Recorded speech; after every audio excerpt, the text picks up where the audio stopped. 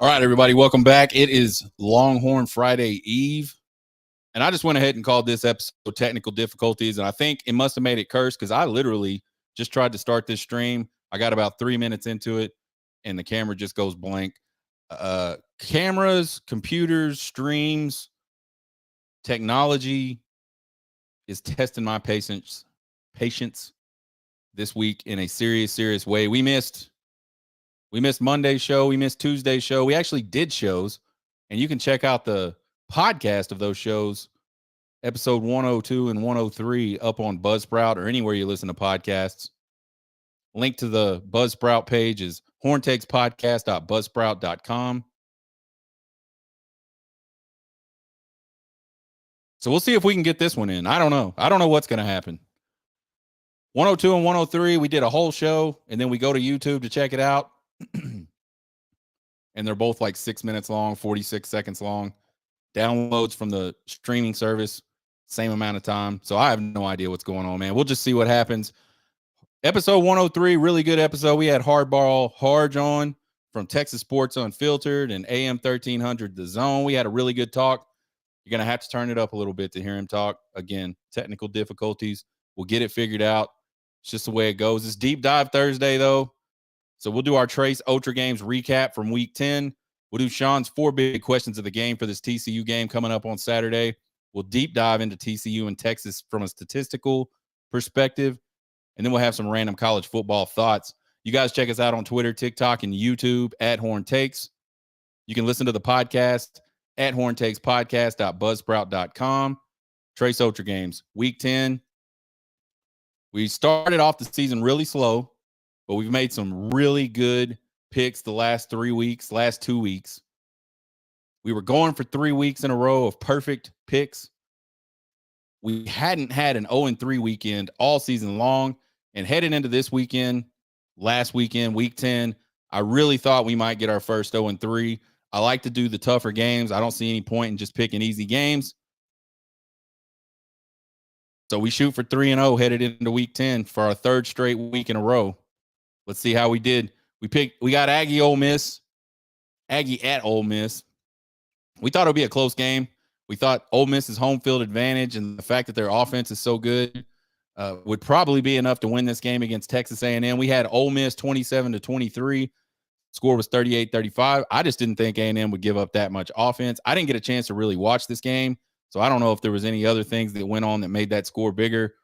But I think Ole Miss got a pretty big lead, and then Texas A&M kind of chipped away at it and got back into the game late. However, we're 1-0 right there. Oklahoma at Oklahoma State, Bedlam. We thought it would be Bedlam. It's the last Bedlam game, so you know there just has to be something crazy happen. And this series kind of been a weird series anyway. We thought home field would be huge for Oklahoma State. OU's been struggling on the road against really any decent team this whole season. And we said Okie Light gets it done 33-31. They won that game 27-24. Of course, there were some controversial calls. The Oklahoma Sooner fans did not like how they were treated by the officials. A lot like how Texas fans didn't like how they were treated by the officials in the Texas OU game. A lot of missed calls, a lot of no calls that probably should have been called. I don't think Oklahoma doesn't have an argument in some of those. I just think sometimes the Lord giveth, sometimes the Lord taketh away, and it happened to you guys on Saturday. So now we're 2-0, heading into the final game. LSU at Bama. To me, I felt like this was the type of game where one of the defenses could make a play or two that might determine the outcome of this game. You got LSU on one side with a really good offense. You got Alabama with a okay offense, kind of the X factor in Jalen Milroe. And then you got Alabama with a really, really good defense, and then LSU with just kind of an okay defense. So I really thought this one would come down to some kind of defensive play. In that type of game, give me Nick Saban over Kelly any day of the week. I had Bama 33-27. Bama blows them out 42-28. I think there might have been a big defensive play in that game that might have impacted that game. I don't know. We won't go into it. However, we went 3-0 for our third straight week. That makes us 20-10 on the season. Really turned our record around. At one point, we were 500. Matter of fact, I don't know when we were 500, but we were 500 at one point, pretty far into the season. Have really made some ground in the last 3 weeks. We'll be looking to go 3-0 this week. Tune in tomorrow. We'll have our week 11 Trace Otra games. Sean's 4 big questions of the game for the TCU game. Can the Texas pass defense step up against the number 2 passing offense in the Big 12 and number 16th passing offense nationally? We've seen this Texas team just get absolutely ripped in the pass game. 2 of the last 3 games. Houston went for 378. I believe 378 was a career high for Donovan Smith. That was in a close game. Which, by the way, we saw both of these games. Texas gets big leads early on and then has to hang on late. Kansas State goes for 327 yards. That's over 100 yards. That's actually almost 100 yards over Kansas State's average. And it's almost over 100 yards what Texas has averaged on the season going into that game, giving up passing. I don't know what it is. I don't know. I'll tell you what I think it is. Press man versus zone or some of these soft man coverages. This Texas secondary is built to play press. They are big. They are physical. They're athletic. The back end, probably the weakness of this defense. But and when we play press, and I actually saw a graphic on, it wasn't a graphic, it was just a tweet. And I don't know the guy. I don't know how credible he is. I'm certainly not going to go back and watch every single defensive snap and chart all of this. But what this guy says he found is that when Texas is in press man, and this was like a weekend ago. This is after the BYU game.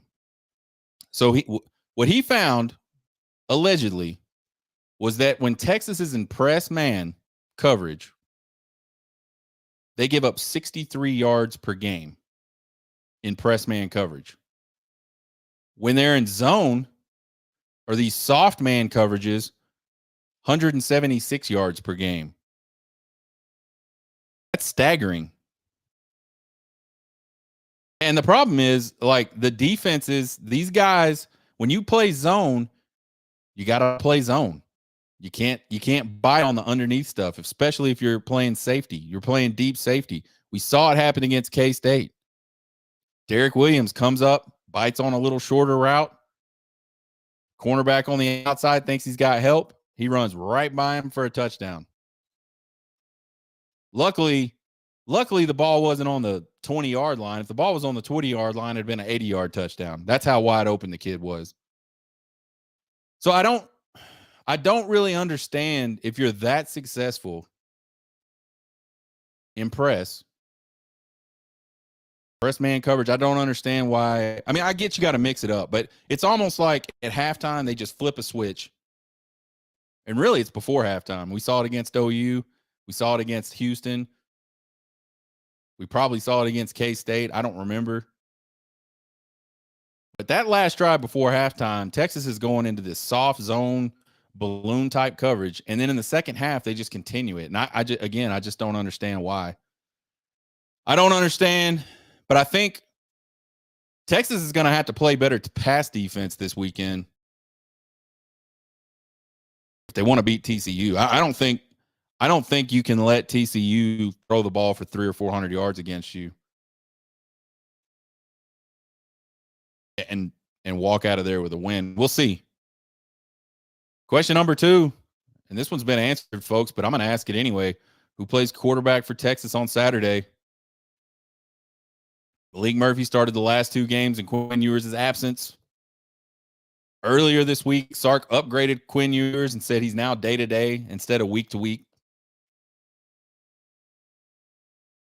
And the interesting thing, and folks, I built this outline. I'm obviously I started figuring out what I was going to talk about on this show well before this morning's press conference. Sark hasn't said Malik will be the starter this Saturday like he had the last 2 weeks. And I'm trying to remember how that got worked into the conversation. Maybe it was just he was asked, and maybe just nobody asked him that this week.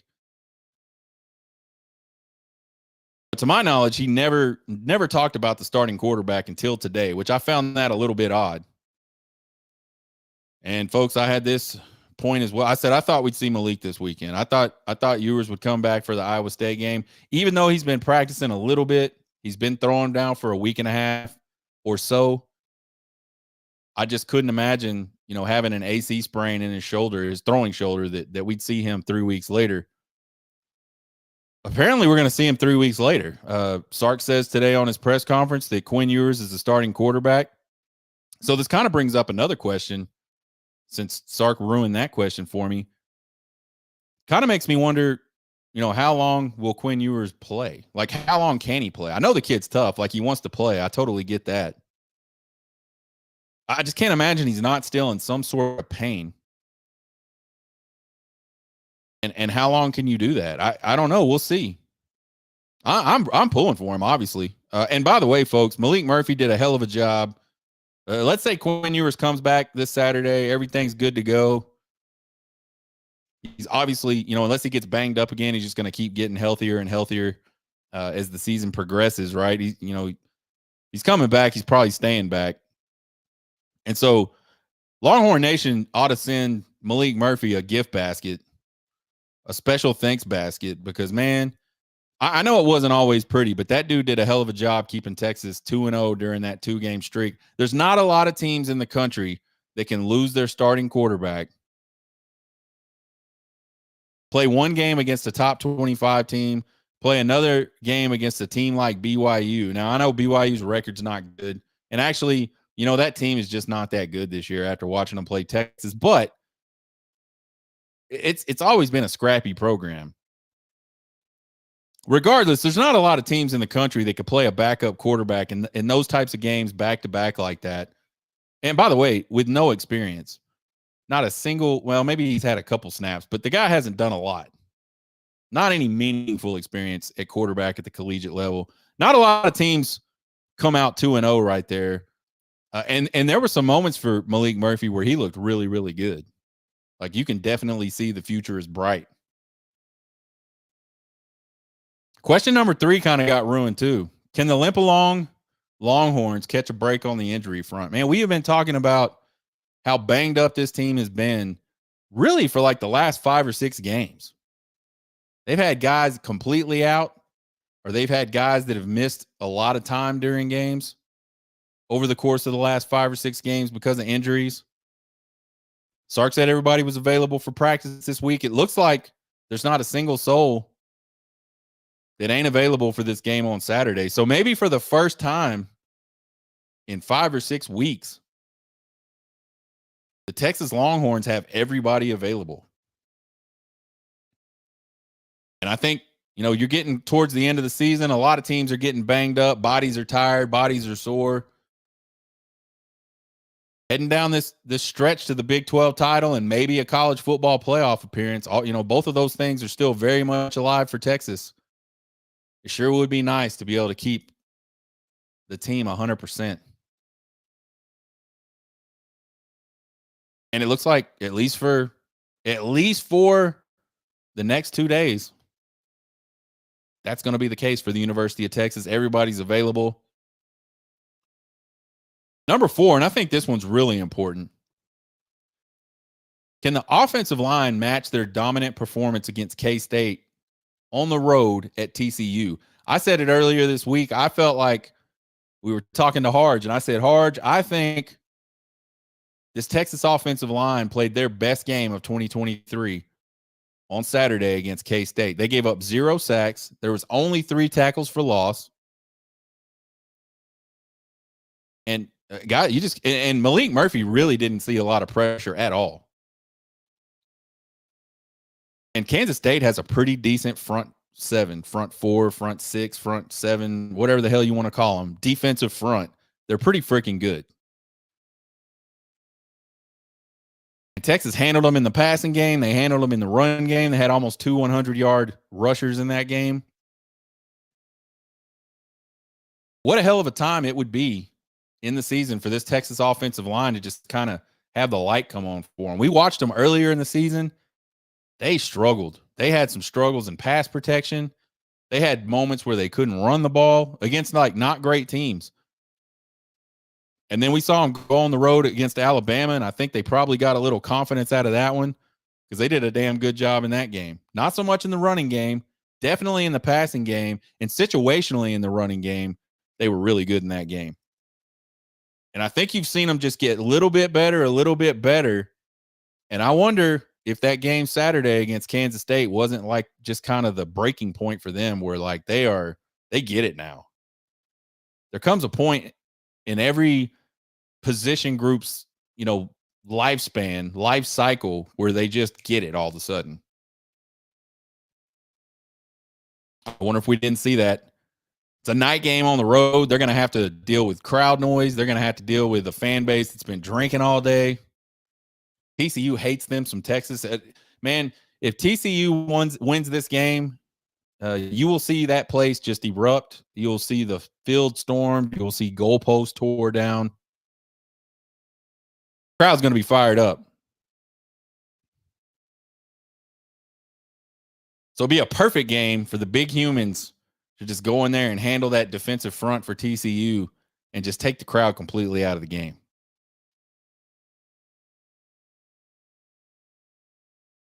Deep dive TCU offense.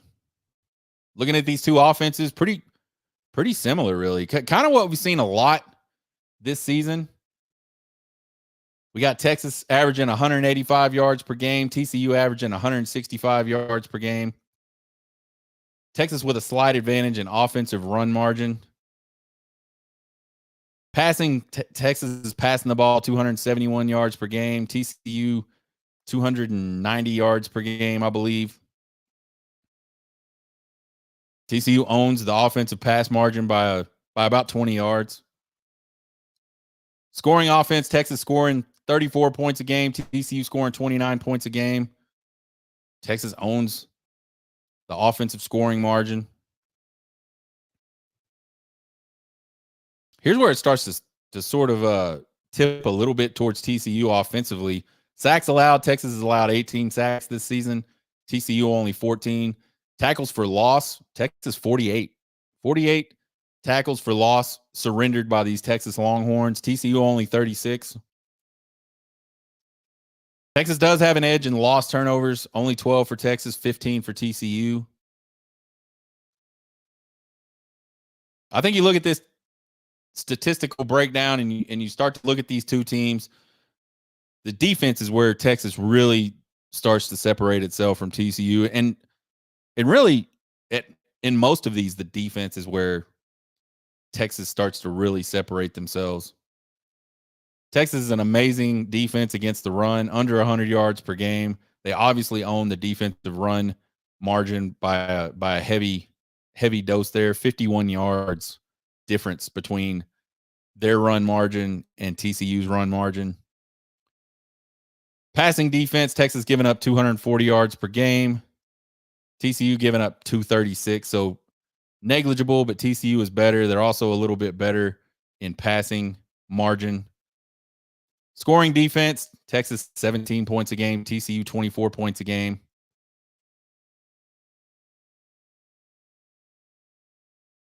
Texas is owning the defensive scoring margin. Texas got 23 sacks on the season. So with 3 games left in the regular season, 3 games in a bowl game at least, what Texas fans are hoping is you see 3 games, Big 12 championship game, and a playoff game, at least one. So at least 3 more games on top of that. 2 more games on top of that. They're only 4 sacks away from their 2022 total. So they've gotten better, still not even close to being elite pass rush wise, but they've gotten better. And I think if they can add a couple more each game the rest of the season, you're looking at around 30 sacks, which would be better than 27 or whatever it was they got last year. TCU's at sitting at 22 sacks, so they're even less elite than Texas is sacking the quarterback. Tackles for loss, Texas has 53 on the season, TCU 46, and that one kind of surprised me because I know Texas is a tackle for loss machine. TCU's right up there with them. Forced turnovers, Texas has 15. That makes them +3 on the season. TCU only 9, which makes them -6 in turnover margin on the season. Not real good. Texas's strength of schedule, according to Sagarin, is good for 10th in the country. TCU's 24th. Opponents' average strength of schedule for Texas would be about 37th in the country. TCU's 53rd in the country. So strength of schedule, Texas has a pretty decided advantage on not only their strength of schedule, but their opponent's strength of schedule. On paper, pretty even game offensively. Texas slightly better in the rushing raw and margin numbers. TCU slightly better in the passing raw and margin numbers. Texas slightly better in scoring raw and margin. TCU better at sacks allowed, tackles for loss allowed. Texas does have a slight advantage in turnovers lost. As we said, it's a little less close when you start looking at it defensively. Texas is way better against the run in the raw numbers and the margin. TCU with a slight advantage in pass defense, both in raw and their defensive pass margin. Texas better on scoring defense, raw and margin. And then we said it, Texas got the edge in sacks, tackles for loss, and forced turnovers. I think you look at those turnovers and you say Texas is plus turnover margin. TCU is way minus turnover margin. That could be something that determines the outcome of this game either way. Again, Texas has the edge in both strength of schedules. You look at this game on paper, and we'll do our predictor tomorrow. The prediction is in. And we'll just do it tomorrow. The formula is done. The predictor has spoken. And we'll let you guys know what it says tomorrow. But this is another game Texas should win. They're a 10-point favorite. I don't know what the lines moved to now that they've said Quinn Ewers was playing, but they were a 10-point favorite on the road with their second string quarterback. I imagine it's probably moved to 12 or 13 at this point.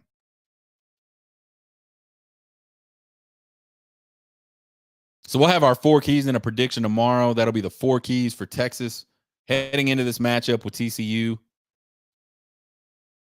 And a prediction of this game with TCU. College football playoff has been the buzz. The second week of the college football playoff rankings. And we haven't had a lot of movement from the original, if any. I don't think there has been any at the top. I think you look at it and there's probably 8, maybe 9 teams that got a shot at this point. And I say Penn State's a maybe. They're sitting at number 9. They've already lost the game to Ohio State. They have Michigan at home this weekend, though. So the outcome of that game could determine whether Penn State's out completely or whether they got a pretty good shot at maybe getting into this thing, or at least a puncher's chance of getting into this thing. Most of the talk, and you know, you got your 5 unbeatens up there: Georgia, Michigan, Ohio State, Florida State, and Washington. 2 of them are going to play each other, Michigan and Ohio State. Last game of the season. Georgia's got a potential matchup with probably Alabama in the SEC championship game, and that's if both of those teams continue to take care of business. Florida State, I think, has played the toughest teams they've had to play. So they're probably not looking at another tough game until maybe that ACC championship game. Washington's got USC.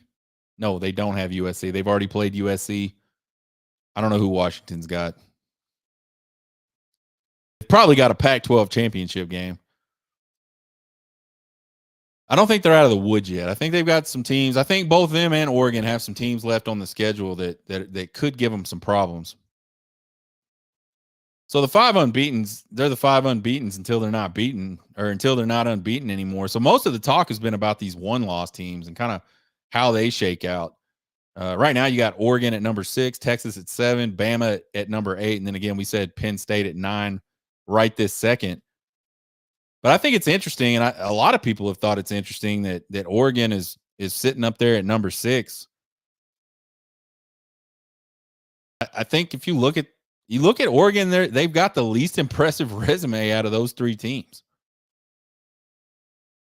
Bama has the number 1 strength of schedule in the country. Texas is sitting at number 10 in strength of schedule. Oregon has the 60th ranked strength of schedule in the country. Oregon's best win is against like a QB-less Utah team. And granted, they beat them bad. I mean, they put a beat down on them. That's kind of what you'd expect out of a team that has their backup quarterback. They don't have their star, Cam Rising. Like Oregon's best game this year is an almost win against Washington, honestly. So what the committee is kind of saying is we think that you barely lost to an undefeated team is more important than actually playing a tough schedule and having a loss. Texas going on the road and beating Bama is less in the eyes of the committee than Oregon going on the road and almost winning against Washington. It's just kind of interesting the way they look at some teams and the way they look at other teams. I mean, honestly, I feel like Texas and Alabama should be over Oregon. Bama's beat Ole Miss. Bama's beat LSU. Toughest strength of schedule in the country. I don't know. And the thing is, like, if Oregon stays as a one-loss team, you've put yourself in a situation, if you're the committee, where if Texas and Bama stay one-loss teams, or if one or the other stay a one-loss team, it's hard to just go, oh, now we're going to say that they're better. Because all Texas can do the rest of the stretch is finish their final 3 games in the Big 12, and none of their opponents in the Big 12 left are great. Depending on how Oklahoma State finishes out the season, that may be a good win if Texas plays Oklahoma State in the Big 12 championship game and they can go on to win that game. That may be seen as a quality win. But let's say Oregon and Washington meet back up in the Pac-12 championship game. If Oregon stays a one-loss team, that means they beat Washington. Which would, again, I would have to assume, according to the committee, that would be a really good win, since they're basically rewarding Oregon for almost beating Washington. Why wouldn't they continue to reward them if they actually did beat Washington?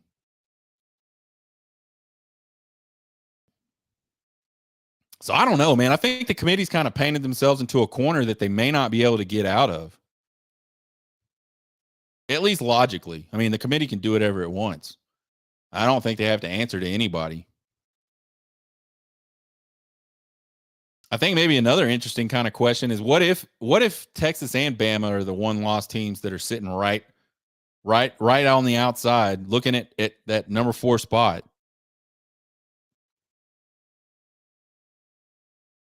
What does the committee do then? There's a lot of people out there saying, and I don't know that they're people that matter, but there's a lot of people out there saying, man, if Texas and Alabama played today, Alabama would win that game easy. So the narrative has gone from Alabama is the worst Alabama team in the last 15 years. So Texas just got lucky that they got to go beat them. Just caught him at the right time, right? That's what the narrative was up until the last few weeks. Now all of a sudden, man, Alabama's great, and Texas wouldn't have a chance against Alabama if they played right now. I'm not sure. I'm not sure you can do that. I'm not sure. I'm not sure you can speculate between two teams that have played. I'm not sure that you can speculate that the other team would now win when it comes down to making a decision about which team deserves to go to the playoff.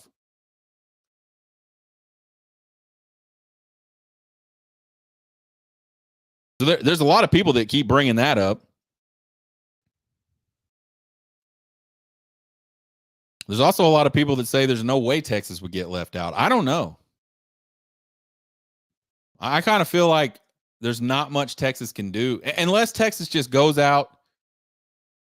Again, man, we've said it. We've been saying it a lot this season. We said it a lot after this Oklahoma game, this loss they had to Oklahoma. Now you got to just beat the shit out of everybody. You gotta Bob Stoops the rest of the Big 12. And I just don't think they're going to do that.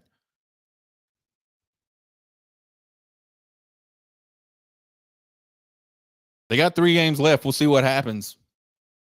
3 weeks left in the season. There's always craziness down the stretch. A lot of these teams have to play each other, so there ain't no telling what'll happen. I just feel like right now, if Texas, Oregon, and Alabama all stay one-loss teams, I don't know what there is there if you're Bama or Texas that you can do to undo this Oregon being above you thing. I mean, I think Bama has the best shot. If they were to go undefeated from here out, that means they'd beat Georgia, who's a really highly ranked, 2-time defending national champion.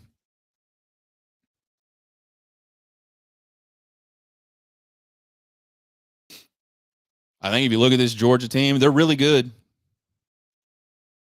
They're not like the 2 Georgia teams that won the national championship.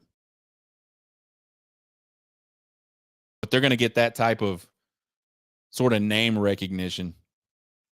I don't know, man. It'll be really interesting to see how all this shapes up as we continue down these last 3 weeks of college football. I really hope we just see just some chaos happen at the top, and some of these teams that I think are better, like Texas and Alabama, move on up, get their opportunity to play in the playoff. SEC announces each school's 2 permanent rivals in baseball today. No surprise. Texas gets Oklahoma and Texas A&M.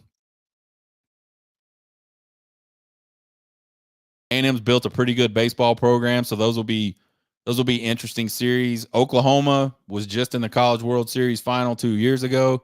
They struggled a lot last season, but they got a really good manager, really good skipper, really good head coach, whatever the hell you want to call him. Augie Garrido disciple. Texas A&M, I was looking at all the teams' rivals, and the SEC is loaded in baseball. So you could almost just say every team in the SEC got screwed with their 2 permanent rivals in terms of, how tough those series are going to be year in and year out. But I think there's a couple teams that you look at and you go, man, that's rough. A&M's one of them. A&M has Texas and LSU every single year. And then I think the other one is LSU. They got A&M and they got Mississippi State. And I know Mississippi State was not good at all last season, but they've got a really good program. And they got the ability to recruit people and get people in that program. The SEC football is going to be amazing. We already got a chance to experience it this year. Actually, the last 2 seasons, we had Alabama in town 2 years ago. And then this season, we got to go to Tuscaloosa, play a game in Tuscaloosa. We were at both of those games, and they were an absolute blast. I look forward to all of these big SEC college football games But the baseball in the SEC is going to be absolutely amazing. Just amazing. There's not another conference in baseball with as much talent as there will be in this new baseball SEC. Looking forward to it. Got to wait a whole year plus for that, though, folks. Tomorrow is Prediction Friday. We'll have our 4 keys and a prediction for this TCU game. We'll have our Trace Otra games for Week 11. Can we make it 4 3-0 Trace Otra games in a row? I don't know. We'll see. We'll have some more random college football or college sports thoughts. And check out the podcast anywhere you listen to podcasts. We're on Twitter, TikTok, and YouTube at Horn Takes. Follow and subscribe won't cost you guys a thing. We sure appreciate the support. You can email us at horntakespodcast@gmail.com with all your questions, comments, concerns, and criticisms. I love them all. You guys have a good Friday Eve. Get hooked.